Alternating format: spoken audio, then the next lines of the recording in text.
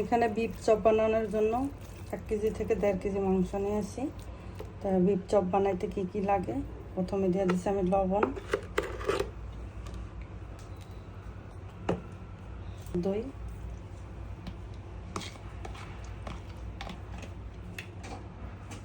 বাটা, চামচ জিরের গুঁড়া, 1 চামচ ধনিয়ার গুঁড়া, চামচ মরিচের গুঁড়া,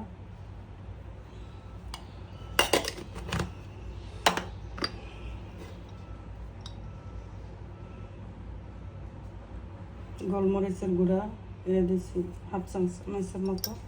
হ্যাঁ, এবার আমি পেঁপে বাটা দেব। পেঁপে বাটাটাই হলো মেন এই মাংসর জন্য।